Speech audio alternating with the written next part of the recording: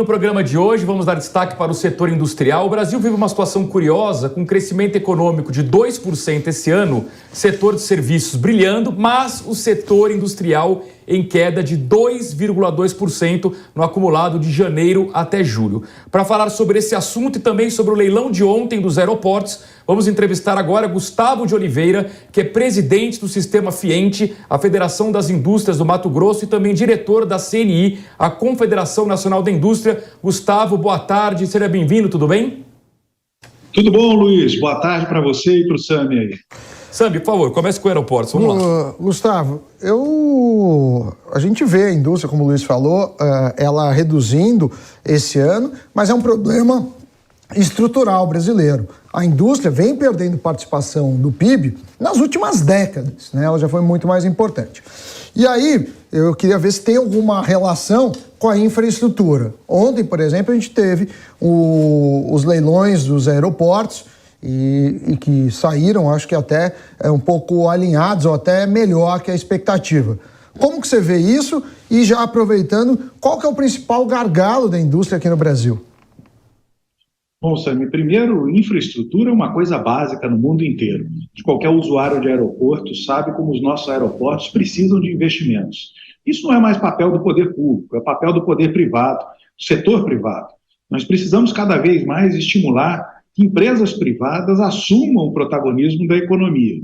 Assim é no mundo inteiro onde as coisas se desenvolvem. O Estado pode até cumprir um papel social numa etapa inicial de desenvolvimento de alguma região, algum setor econômico, mas depois é o setor privado que tem que assumir o protagonismo. E aí, linkando com o que você falou sobre indústria, por que a gente tem uma indústria brasileira que ao longo do tempo vem sofrendo demais? Porque operar no Brasil é muito mais caro do que operar na média dos nossos concorrentes mundiais. Chamado custo Brasil, impacta demais produzir aqui no Brasil.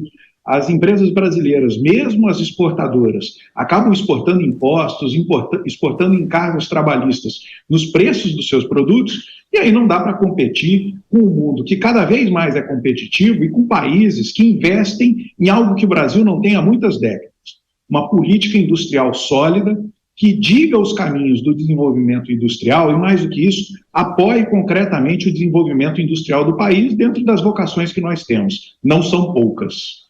Gustavo, eu quero enfatizar essa questão da desindustrialização, que não é um fenômeno novo, vem acontecendo há vários anos aqui no Brasil. E a gente pega o exemplo desse ano. O setor industrial está encolhendo 2,2%, num contexto em que a economia como um todo cresce 2%.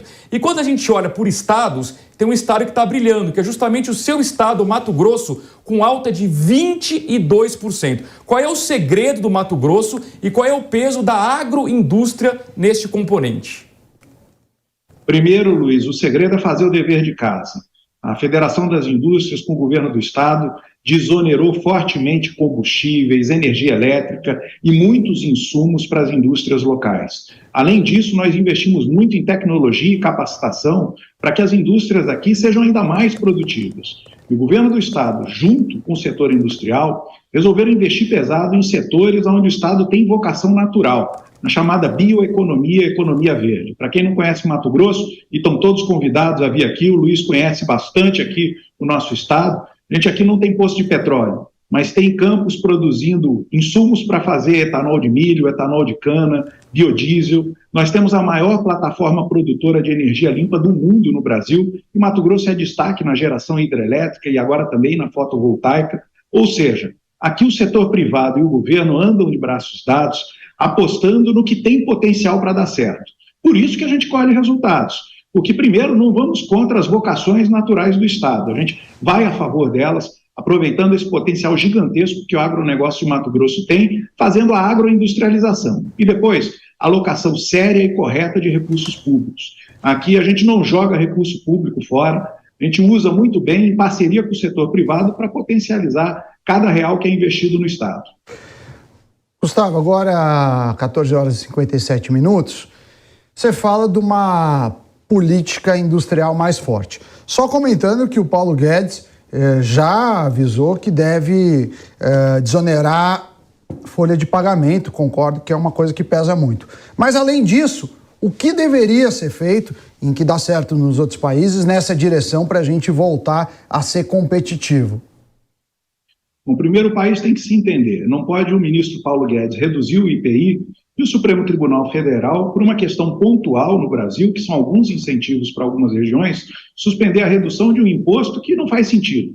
Pune a indústria, desonera outros setores e deixa a indústria onerada com imposto exclusivo para ela. Mas mais do que isso, a gente desonera a folha, mas tem que investir em ciência e tecnologia, inovação, tem que criar, sim, um sistema de reinvestimento para a indústria brasileira, onde a gente pode ter algo como o agro tem, uma espécie de plano safra para a indústria.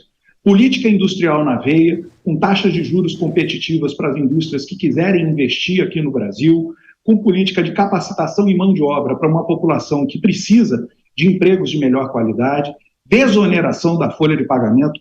O emprego no Brasil custa muito caro e empurra muita gente para a informalidade, e com isso faz com que as taxas de desemprego até caiam nas estatísticas formais. Mato Grosso é o segundo estado em menor taxa de desemprego no país. Mas enquanto nós tivermos muitos trabalhadores na informalidade, o trabalho é precário no Brasil. A agenda é grande, é consistente, precisa ser enfrentada como uma política de Estado e não dá mais para a gente ficar assistindo a indústria brasileira derreter, enquanto a indústria mundial recebe incentivos na Alemanha, nos Estados Unidos e em outros dos nossos grandes concorrentes. Gustavo, nós temos apenas 40 segundos, duas respostas bem rápidas. Vale a pena o próximo governo recriar o Ministério da Indústria e se você será o próximo presidente da CNI? Sim, vale a pena recriar o Ministério da Indústria, investir em política industrial. E é por isso que eu sou pré-candidato à presidência da CNI, porque eu acredito que nós temos que fazer a diferença e que, junto com meus colegas de todas as federações do Brasil inteiro, nós podemos fazer a diferença desenvolvendo a indústria brasileira. Um abraço a todos aí, obrigado mais uma vez pelo convite.